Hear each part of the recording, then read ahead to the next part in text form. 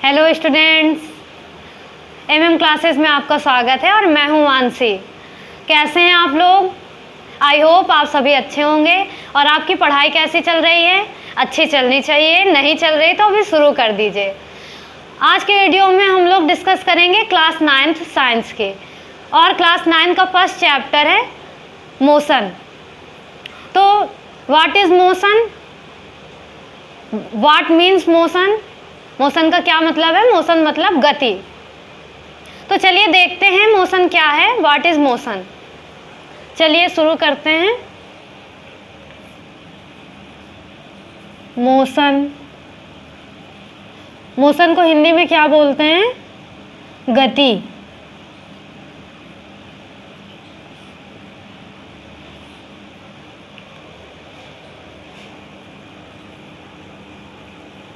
The movement of a body, the movement of a body,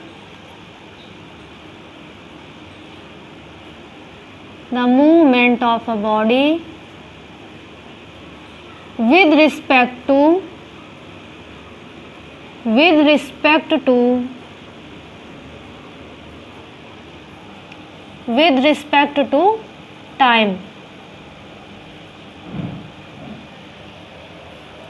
किसी वस्तु की स्थिति में समय के साथ परिवर्तन को, किसी वस्तु की स्थिति में समय के साथ परिवर्तन को गति कहते हैं। जैसे मैं भी यहाँ पे खड़ी हूँ, थोड़ी देर बाद इधर आ जाऊँ, थोड़ी देर बाद इधर आ जाऊँ, तो ये क्या है? इसका मतलब मैं गति कर रही हूँ। जैसे मार्कर यहाँ पे, अभी यहाँ पे, थोड़ी देर बाद इसको मैं इधर ले जाऊँ, ऐसे ले जाऊँ, ऐसे ले जाऊँ, तो इसका मतलब ये गति है। और ये गति कौन करा रहा है? ऑफ कोर्स मैं करा रही हूँ। मार्कर को गति कौन करा रहा है? मैं करा रही हूँ। तो इसको हिंदी में हम क्या कहेंगे? मोशन की डिफिनीशन हिंदी में क्या होगी? समय के साथ वस्तु की स्थिति में परिवर्तन को। समय के साथ का मतलब अभी यहाँ पे, एक सेकंड बाद यहाँ पे, एक उसके बाद यहाँ पे, तो समय के साथ वस्तु की स्थिति में परिवर्तन को ही हम गति कहते हैं। देख लेते हैं। समय के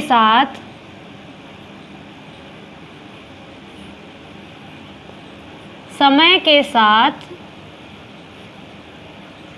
वस्तु की स्थिति में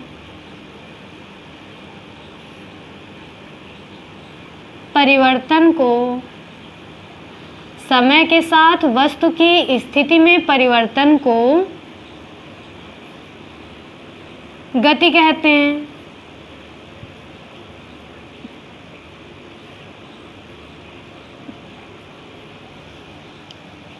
समय के साथ वस्तु की स्थिति में परिवर्तन को गति कहते हैं। रेस्ट क्या है? What is rest? अगर गति हो रही है तो रेस्ट भी होगा। रेस्ट को हम लोग हिंदी में क्या बोलते हैं? विरामावस्था। विरामावस्था। जैसे हम लोग पूरा दिन काम करते हैं, या 2 घंटे भी या 10 मिनट भी पढ़ लेते हैं, तो उसके बाद कहते हैं जा रहे हैं थोड़ी देर रेस्ट करने। रेस्ट करने का मतलब सारा काम बंद करके चुपचाप लेट के मोबाइल चलाना। चुपचाप लेट के मोबाइल चलाना क्या है? रेस्ट है। मोबाइल चलाना नहीं, चुपचाप आराम करना रेस्ट होता। ठीक है, मोबाइल तो नहीं चलाना चाहिए, खूब चलाना चाहिए, खूब चलाना चाहिए मोबाइल। ठीक है। रेस्ट क्या है? डिफिनीशन बताएं। अच्छा, डिफिनीशन क्या बनेगी रेस्ट की? अगर गति क्या है? अगर समय के साथ वस्तु की स्थिति में परिवर्तन को गति कहते हैं, तो रेस्ट क्या होगा? अगर समय के साथ वस्तु की स्थिति में परिवर्तन ना हो, समय के साथ वस्तु की स्थिति में परिवर्तन ना हो। जैसे ये हमारा बोर्ड है, ये हमारा बोर्ड टंगा हुआ है, अभी टंगा है, रोज यहीं पे टंगा रहता है। ऐसा थोड़ी ना है कि अभी टंगा है 10 मिनट बाद ये निकल के बाहर आ जाएगा। इसका मतलब ये बोर्ड कैसा है? रेस्ट की स्टेज में है। बोर्ड कैसा है? रेस्ट की स्टेज में है। तो डिफिनीशन क्या बनेगी? यदि किसी वस्तु की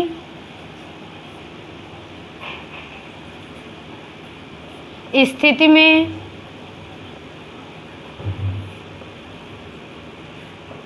समय के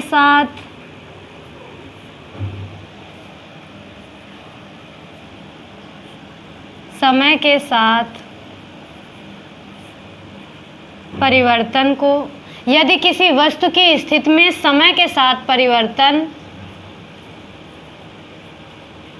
ना हो, अगर परिवर्तन हो रहा है तो किस स्टेज में होगा? मोशन में। अगर चेंज हो रहा है, मूवमेंट हो रही है बॉडी में, तो चेंज है। अगर मूवमेंट नहीं हो रहा, परिवर्तन नहीं हो रहा, परिवर्तन ना हो या परिवर्तन ना हो,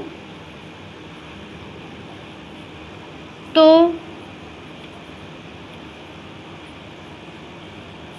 इसे वस्तु की विरामावस्था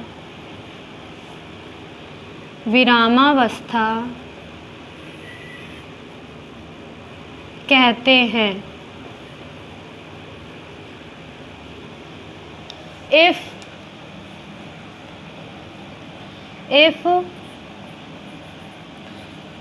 the position of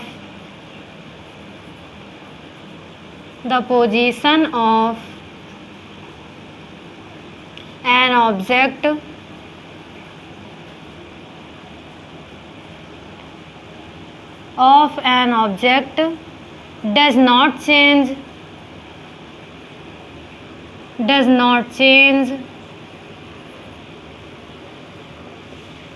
with respect to time. If the position of an object does not change with respect to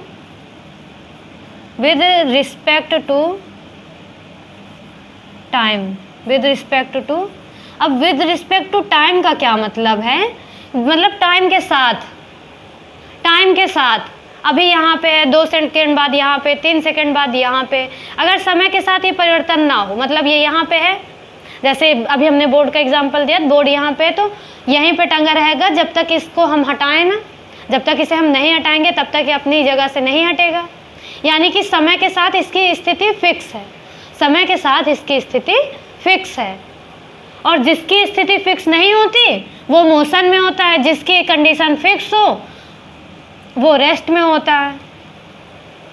the movement of a body with respect to time, इसे हम ये भी कह सकते हैं if the position of an object does change, if the position of an object change with respect to time, दोनों प्रकार से कह सकते हैं। अगर हम द मूवमेंट ऑफ बॉडी कह रहे हैं ये भी सही है, द पोजीशन ऑफ बॉडी कह रहे हैं ये भी सही है। ठीक है, तो क्या बताया हमने? मोशन क्या है? The movement of a body with respect to time, समय के साथ वस्तु की स्थिति में परिवर्तन को गति कहते हैं, और समय के साथ वस्तु की स्थिति में परिवर्तन ना हो तो उसे हम विरामावस्था कहते हैं। अब हमने बात की गति की, तो देख लेते हैं गति कितने प्रकार की होती है। गति कितने प्रकार की होती है, चलिए देखते हैं। Types of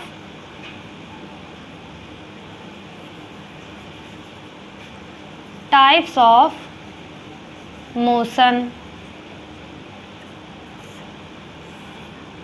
types of motion. चलिए अच्छा, एक बात हमको ये बताइए पहले कि हमारी अर्थ घूम रही है, अर्थ सूर्य के चारों ओर चक्कर लगा रही है, सभी को पता है। सूर्य पृथ्वी सूर्य के चारों ओर चक्कर लगा रही है, ठीक है, चक्कर लगा रही है यानी कि पृथ्वी में मोशन है, पृथ्वी में गति है, और हम लोग पृथ्वी पे रह रहे हैं।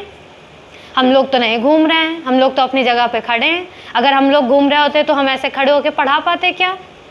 हम भी घूम रहे होते, लेकिन नहीं, हम तो नहीं घूम रहे हैं। तो इसका क्या मतलब है? क्या पृथ्वी सूर्य के चारों ओर नहीं घूम रही है? घूम तो रही है, सभी लोग यही कहते हैं, पूरी फिजिक्स यही कहती है। तो अच्छा, आप ही एक बात समझिए, जैसे हम लोग बस से आते जाते हैं, बस में कभी ट्रैवल किया है आपने?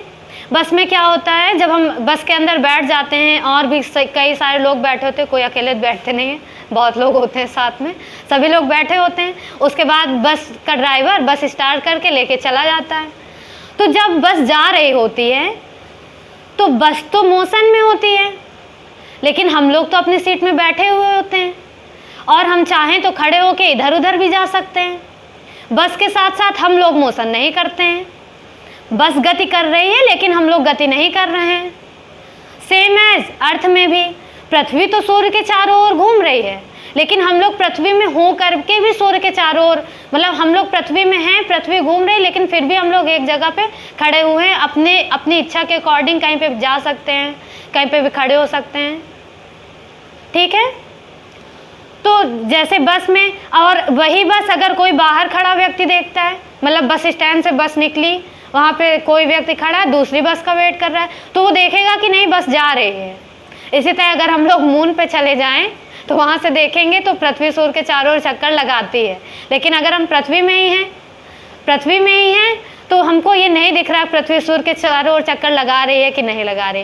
ये बात क्लियर हुई कि मतलब ऑब्जर्वर पे डिपेंड करता है। अगर ऑब्जर्वर बाहर खड़े होके देख रहा है, अगर ऑब्जर्वर मतलब देखने वाला, व्यूवर देखने वाला, जैसे हम इधर गति करें ऐसे ऐसे, आप हमें देख रहे हैं तो आप क्या हुए, ऑब्जर्वर। तो ऑब्जर्वर पे ये डिपेंड करता है कि वो क्या देख रहा है। अगर ऑब्जर्वर बस के बाहर है तो देखेगा कि बस जा रही है। अगर ऑब्जर्वर बस के अंदर खुद ही बैठा हुआ है तो बस तो जा रही है लेकिन वो विरामावस्था में रहेगा। यानी कि वस्तु की गति की अवस्था और विरामावस्था, पहली चीज़ तो डिपेंड करती है टाइम पे और दूसरी चीज़ डिपेंड करती है ऑब्जर्वर पे। ऑब्जर्वर कहाँ पे है उसके अकॉर्डिंग ही हम बता सकते हैं कि वस्तु मोशन कर रही है या रेस्ट में है। पहली चीज़ तो टाइम के अकॉर्डिंग बताते हैं। अगर कोई वस्तु अभी यहाँ है, थोड़ी देर बाद दूसरी जगह पे हुई, इसका मतलब ये मोशन में है। और अगर ऑब्जर्वर, कोई चीज़ मोशन में है, ऑब्जर्वर बाहर है, तो वो ऑब्जर्वर हमें बताएगा कि हाँ ये चीज़ मोशन में है। अगर वो ऑब्जर्वर भी उस मोशन के साथ उसी स्पीड से चलने लगे तो उसे पता ही नहीं चलेगा, फिर दोनों लोग सेम स्पीड में आ जाएंगे तो उसे लगेगा कि हम रेस्ट में हैं। ठीक है, तो चलिए देखते हैं टाइप्स ऑफ मोशन। मोशन कितने प्रकार का होता है। Number 1, rotary motion. Rotary motion, इसे हम लोग बोलते हैं सर्कुलर मोशन। रोटरी मोशन को ही बोला जाता है सर्कुलर मोशन। रोटरी मोशन को क्या बोलते हैं, सर्कुलर मोशन। हिंदी में क्या बोलेंगे, घूर्णी गति। घूर्णन से बना है घूर्णी। घूर्णन मतलब किसी के चारों ओर घूमना, घूर्णन। घूर्णी गति और वृत्तीय गति। वृत्तीय गति से तो क्लियर हो गया होगा, किसी वृत्त के चारों ओर चक्कर लगाना।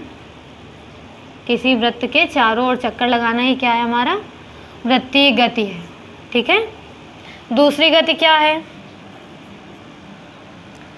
Liner motion. Liner motion,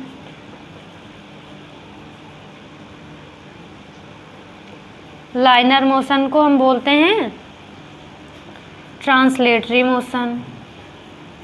translatory motion, और इसे हम लोग क्या बोलते हैं हिंदी में, रेखीय गति। इसे क्या बोलते हैं, रेखीय गति। रेखीय गति मतलब सीधी रेखा पे गति करे।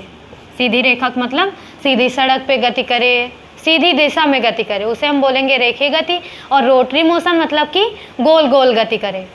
जैसे पृथ्वी सूर्य के ऊपर गोल गोल घूमती है, पृथ्वी अपने अक्ष पे भी घूमती है। पृथ्वी अपने अक्ष पे भी घूमती है जिसकी वजह से दिन रात होते हैं, और पृथ्वी सूर्य के चारों ओर भी घूमती है जिसकी वजह से महीने और फिर एक साल होता है। ठीक है, लाइनर मोशन, ट्रांसलेटरी मोशन। तीसरा मोशन क्या है,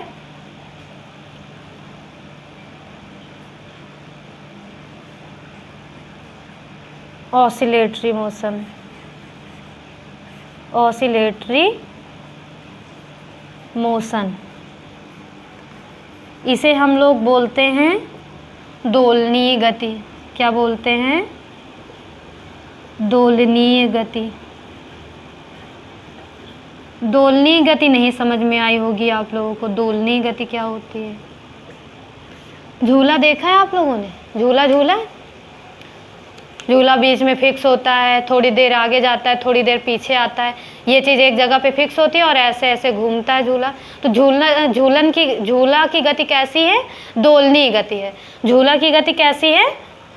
दोलनीय गति है। घड़ी का पेंडुलम भी दोलन की तरीके, मतलब कि उसका एक चीज़ फिक्स कर दिया जाए, उसके बाद वो जितनी दूरी इधर जाए उतनी दूरी इधर, और फिक्स होके ऐसे ऐसे गति करता रहे। Oscillatory motion. रोटरी मोशन हो गया, लाइनर मोशन हो गया। ऑसिलेटरी मोशन को वाइब्रेटरी मोशन भी कहते हैं। ऑसिलेटरी मोशन को वाइब्रेटरी मोशन भी कहते हैं। वाइब्रेट मतलब वाइब्रेट करना। वाइब्रेट होता है कौन? वही वाला वाइब्रेटरी मोशन। ऑसिलेटरी मोशन को क्या कहते हैं? वाइब्रेटरी मोशन भी कहते हैं। और एक होता है क्या? Reciprocating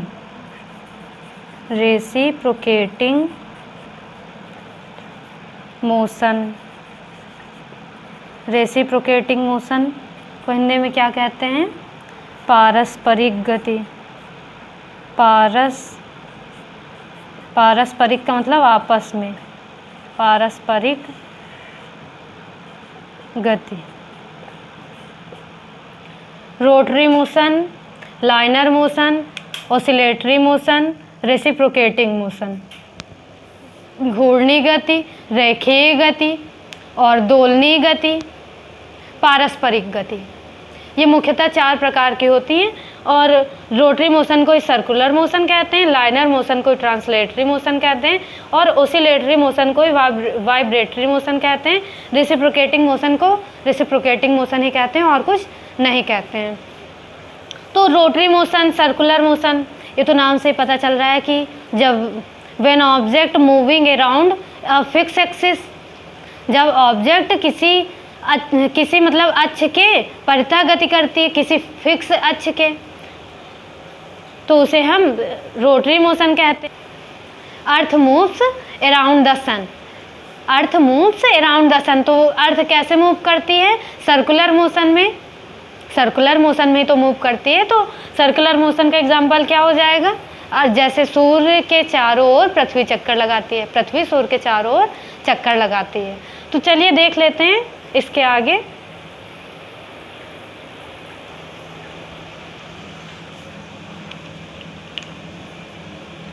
types of motion. Types of motion as per state, अवस्था के आधार पर गति। किसके आधार पे? अवस्था के आधार पर गति। अवस्था के आधार पर गति 2 प्रकार की होती है। कौन कौन सी? अवस्था के आधार पे गति कौन कौन सी होती है? 2 प्रकार की। Number 1 uniform motion. Uniform motion,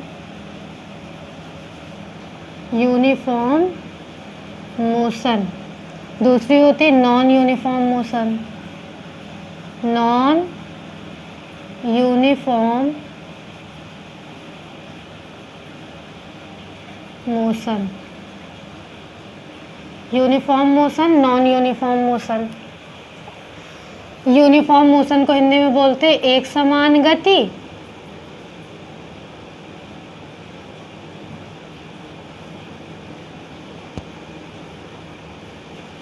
non uniform motion को बोलते हैं असमान गति। असमान गति। एक समान गति का मतलब कोई कण, कोई ऑब्जेक्ट समान रूप से गति करे। कोई कण या ऑब्जेक्ट समान रूप से गति करे, और असमान गति का मतलब असमान रूप से गति करे। अभी यहाँ पे है, थोड़ी देर पे यहाँ पे, थोड़ी देर पे यहाँ पे। और समान रूप से मतलब समान रूप से गति करे, जिधर भी जाए एक समान रूप से जाए। इसको ग्राफिकली हम ऐसे दिखा देते, जैसे कोई ये ग्राफ है, ये टाइम है और ये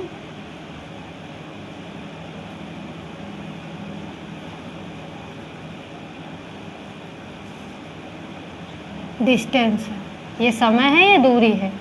अगर ये ऐसे जाए ग्राफ सीधा, मतलब एक समान रूप से गति करे, समान समय अंतराल में समान दूरी तय करे, समान समय में समान दूरी तय करे, तो उसे हम क्या बोलेंगे? Uniform motion.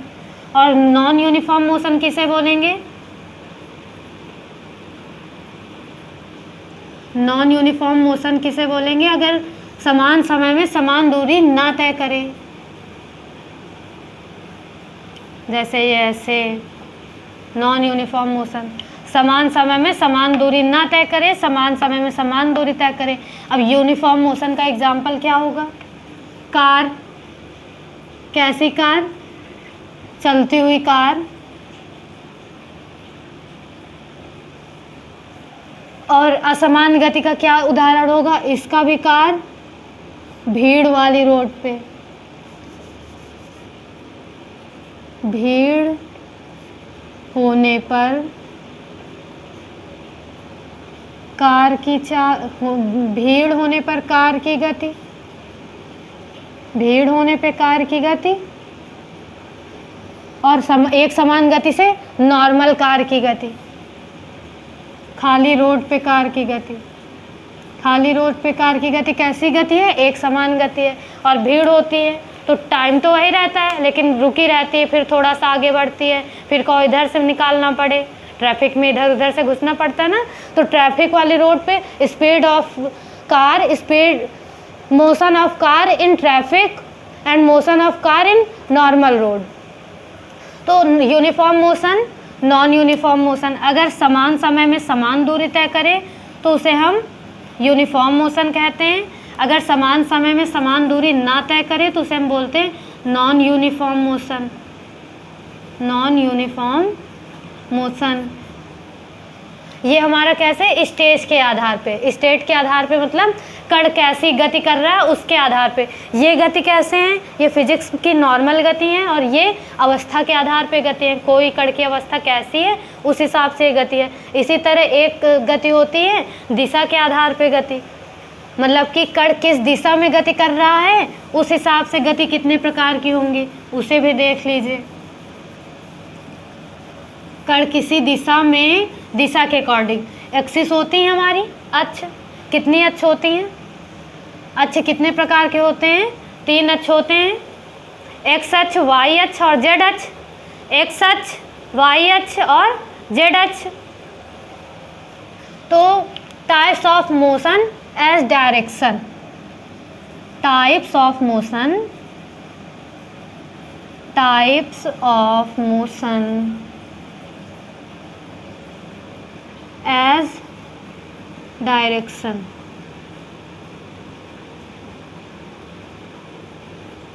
दिशा के आधार पर गति, दिशा के आधार पर गति कितने प्रकार की होती है? 3 प्रकार की होती है। कौन कौन सी? जब 3 एक्सिस होती हैं तो 3 प्रकार की मोशन भी होगी। Types of motion as direction, 1 dimensional, 1 dimensional, 1 dimensional motion,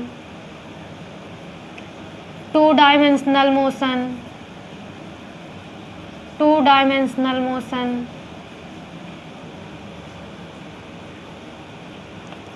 3 dimensional motion, 3 dimensional motion.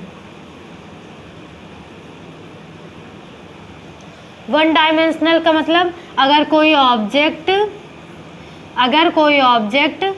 X axis में मोशन करे, अगर कोई ऑब्जेक्ट एक्स एक्सिस में मोशन करे सीधा, जैसे हम यहाँ पे हैं, हम ऐसे सीधा चले जाएं, इधर जाएं चाहे इधर जाएं, तो ये 1 डायमेंशनल गति होगी। 2 डायमेंशनल, अगर कोई वस्तु एक्स एक्सिस में भी जाए और वाई एक्सिस में भी जाए, ये हमारा एक्स अक्ष होता है और ये वाई अक्ष होता है, ये एक्स अक्ष है, ये वाई अक्ष है। अगर कोई वस्तु केवल एक्स अक्ष में जाए तो वो 1 डायमेंशनल, अगर कोई वस्तु एक्स अक्ष और वाई अक्ष दोनों में जाए, साथ में दोनों अक्ष तय करे, एक्स अक्ष वाई अक्ष, एक्स एक्सिस वाई एक्सिस, यानी कि अगर कोई ऑब्जेक्ट ऐसे ऐसे जाए, मतलब एक्स से ऊपर वाई में भी वाई का मतलब ऊपर है, वाई का मतलब यहाँ से जा रहा है, और एक्स का मतलब सीधे जा रहा है, मतलब ऊंचाई पे भी है और सीधे भी जा रहा है, तो उसे हम बोलते हैं 2 डायमेंशनल। 3 डायमेंशनल, जब वस्तु एक्स अक्ष में भी जाए, वाई अक्ष में भी जाए, जेड अक्ष में भी जाए, जैसे पतंग उड़ती है हमारी, काइट कैसी गति करती है? 3 डायमेंशनल गति करती है। 3 डायमेंशनल का एग्जाम्पल क्या होगा? काइट। और 2 डायमेंशनल का एग्जाम्पल क्या होगा? अगर हम गन से, बंदूक से गोली छोड़ दी जाए, बंदूक से निकली गोली की गति, बंदूक से निकली गोली की गति,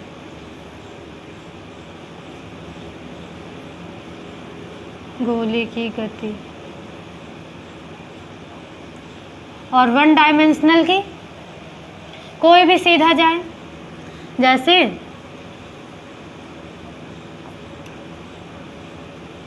चलता व्यक्ति, सीधी सड़क पे चलता व्यक्ति,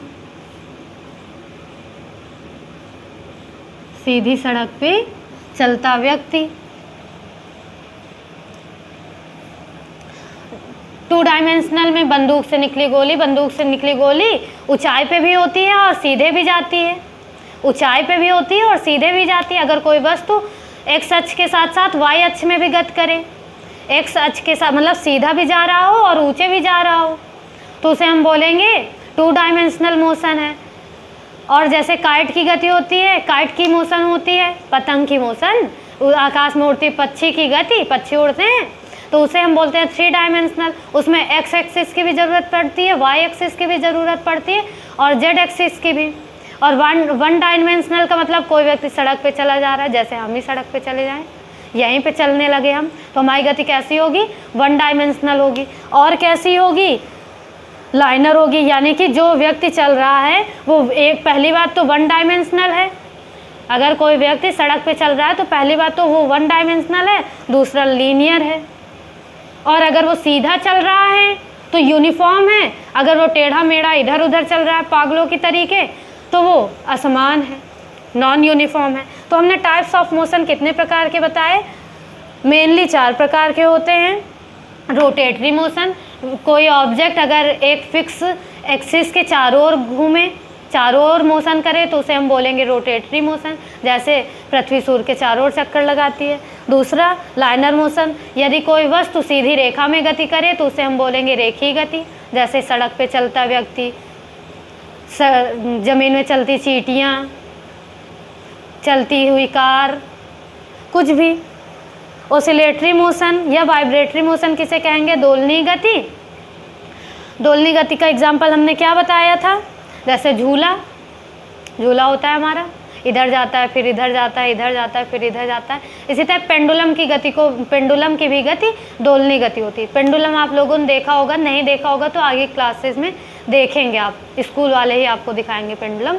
पेंडुलम होता है थोड़ा गोल सा, मेटल का होता है, गोल गोल, और उसके ऊपर धागा बंधा होता है, धागा एक कील से बंधा होता है और वो नीचे तक लटकता है, उसको ऐसे बढ़ा के छोड़ देते हैं तो जितना उधर जाता है उतना ही इधर जाता है। कुछ पेंडुलम वाली वॉच भी आती है जिनमें टिक टिक की आवाज़ आती है, पेंडुलम इधर जाता है, इधर आता है, इधर जाता है, इधर आता है, मतलब फिक्स एक्सिस में आता जाता रहता है, उसे हम बोलते हैं दोलनी गति। रेसिप्रोकेटिंग मोशन, पारस्परिक गति, रेसिप्रोकेटिंग मोशन बोलते हैं अगर कोई वस्तु एक निश्चित स्पीड से ऊपर नीचे या आगे पीछे गति करती रहे।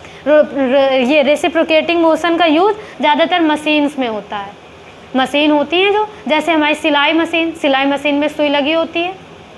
घर में अगर सिलाई मशीन हो तो देखना, तो जब मशीन चलाते हैं तो सिलाई मशीन ऊपर जाती है, नीचे आती है, ऊपर जाती है, नीचे जाती है, पिस्टन लगे होते हैं उसमें, तो उसे ही बोलते हैं हम रेसिप्रोकेटिंग मोशन। या तो ऊपर नीचे गति करे, या तो ऊपर नीचे गति करे, या तो आगे पीछे गति करे। फिक्स होता है एक जगह पे, या तो वो ऊपर नीचे गति करता है, या तो वो आगे पीछे गति करता है।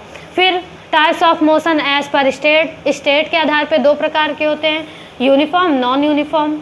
समान गति, एक समान गति या असमान गति। यदि कोई वस्तु एक ही दिशा पे समान गति कर रहा है, एक ही दिशा पे चला जा रहा है, निश्चित मतलब समान समय में समान दूरी तय कर रहा है, समान समय अंतराल में समान दूरी तय कर रहा है, इक्वल इंटरवल ऑफ टाइम में इक्वल डिस्टेंस कंप्लीट कर रहा है, इक्वल इंटरवल ऑफ टाइम में इक्वल डिस्टेंस कंप्लीट कर रहा है, तो उसे हम यूनिफॉर्म मोशन कहेंगे। अगर इक्वल इंटरवल ऑफ टाइम में इक्वल डिस्टेंस कंप्लीट नहीं कर रहा है तो उसे हम नॉन यूनिफॉर्म मोशन कहेंगे, जैसे भीड़ होने पे कार की गति।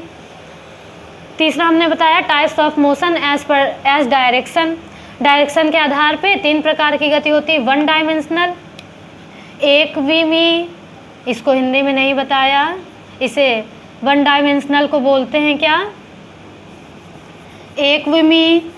1 डायमेंशनल को क्या बोलते हैं, एक विमी। वीमा मीन्स डायमेंशनल मीन्स होता है वीमा। क्लास 11 की फिजिक्स में आप डायमेंशनल फॉर्मूले पढ़ेंगे, विमी सूत्र। 2 डायमेंशनल का मतलब द्विविमी, 3 डायमेंशनल का मतलब त्रिविमी। अगर हमें केवल एक्स एक्सिस की ज़रूरत है किसी की स्पीड दिखाने के लिए, किसी ऑब्जेक्ट का मोशन दिखाने के लिए, अगर हमको केवल एक्स एक्सिस की ज़रूरत है तो उसे हम एक विमी गति कहेंगे। यदि एक्स एक्सिस और वाई एक्सिस दोनों की ज़रूरत है तो उसे हम 2 डायमेंशनल कहेंगे। यदि एक्स वाई जेड तीनों एक्सिस की ज़रूरत है तो उसे हम 3 डायमेंशनल मोशन कहेंगे। ठीक।